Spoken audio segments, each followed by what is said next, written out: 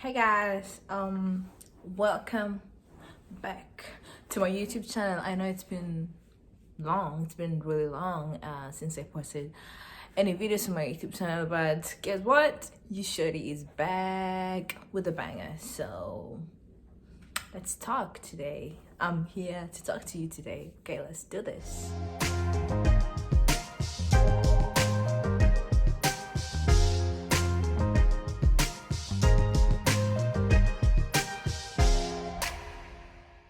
All right, so like I said, guys, today I want us to talk, and we're gonna talk about ourselves, our self growth, our life as you know.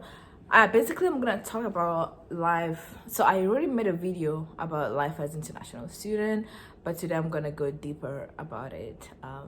Life as international student in America, in the UK, in Canada. So long as you're an international student in a foreign country, probably a student from America going to study internationally in Kenya, that's an international student. And there are a lot of challenges that international students go through, especially if you don't have the support system. So I will give you an example. I'm international here. I don't have anybody. I don't have my parents. Like, they're both back in Kenya. My siblings are in Kenya.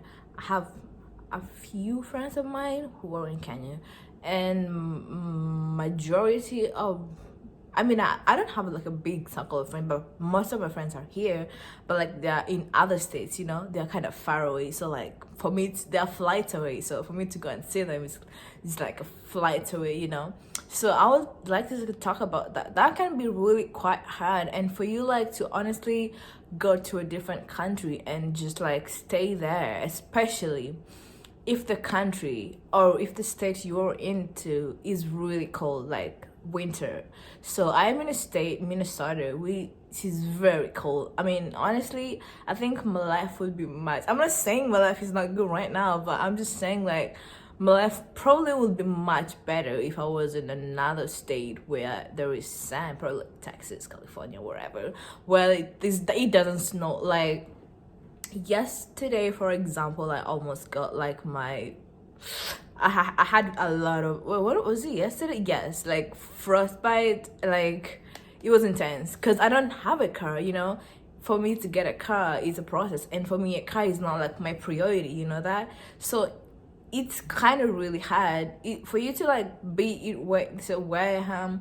People who like are in my state, like who are in my state, like where I am right now, and they're international and they don't have their parents here, or they don't have siblings, or they don't have friends here, they must be really strong. Because honestly, for you to just like stay in a place without knowing anybody, you have to be really emotionally strong. So I like talk to my friends back in Kenya sometime, like my really close friends, and they tell me, "Oh my God, you got this. You are strong." So there's something about being international that people who are not international don't understand. If you're not international, you have your family, you have a group of friends. Because like where I study right now, most of the students, it's University of St. Thomas. So University of St. Thomas is a private school. It's a rich kid school. And most importantly, most people who come here, they have their friends from high school. They came from high school as a friend group, and they're now here as friends. So like they already have a friend group. They already have kind of a support system that they need. So like the chances of them being depressed is really socially is really hard, because they have friends and they have family. Someone like me who doesn't have family here, is kind of hard for me. There is what we call seasonal depression that comes with the snow. So during the winter, you don't see people often. Like people are mostly indoors. Some people have online classes. As international student, you don't have the privilege of having a lot of online classes, because if you're doing online classes, then why are you in this country? You'd rather be in your country. You can do online classes in your country. So if you're here and you are international, you don't have more options. I don't know about other schools, but like my school, I don't know if it just like, I feel like it's all international students around the state, like around the states. Like you don't have options of being of doing classes online. Of course, that's kind of different with the COVID right now, because like people right now can have online classes because of COVID. You have to have social distancing, you have to have the mask, and if other people are sick in the class could be like totally online. So that's a special case, but without that you have to be in-person classes. So what I'm just trying to say is that being an international student in a foreign country is not quite easy. And I'm gonna talk about depression is really, especially if you don't have people. So I been going through depression, and it's funny because like most people in Africa, I don't know about other African countries, but like in my country, I'm Kenyan, so in my country people don't understand depression, because like I talk to my friends back in Kenya and they tell me like, oh, you are strong,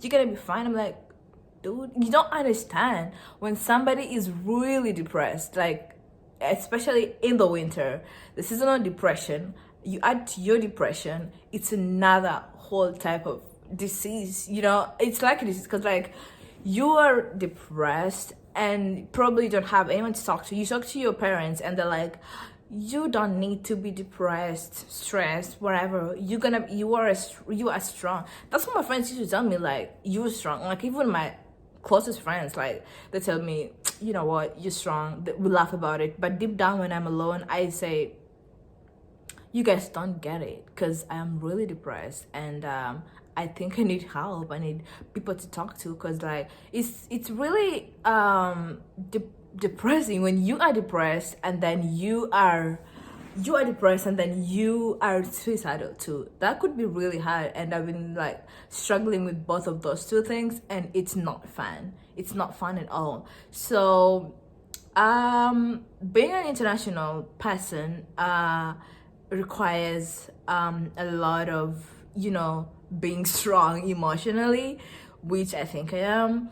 And it needs you to like understand the situation the way it is, and just like learn to adapt, and like be with people, surround yourself with people who are kind of gonna help you. Like, I mean, apparently I have a therapist, I have a psychiatrist, I have a doctor, but like, and I also take meds. So I've been taking my medication for like a year and 2-3 months right now, and it's not fun when you're out of drugs. So as international, you don't always have the money, honestly. So sometimes you run broke, and you're like you run out of medication at the same time, and you're really really need the drugs. So if you're off I take called olanzapine or Zyprexa and other medication. But if you are on those drugs and you run out, probably you take like a week without taking the drugs, your depression levels rises, because like your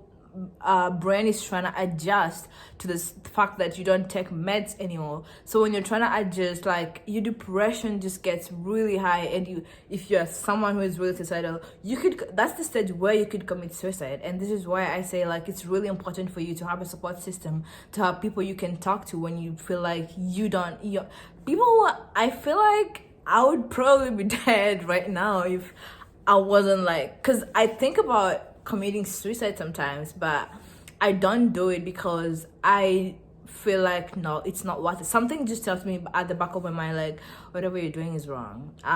You can do better than this. I mean, if not everybody is like me, and not everybody is like that. Some people, if they're kind of like depressed and they're really suicidal about it, they probably would do it, definitely.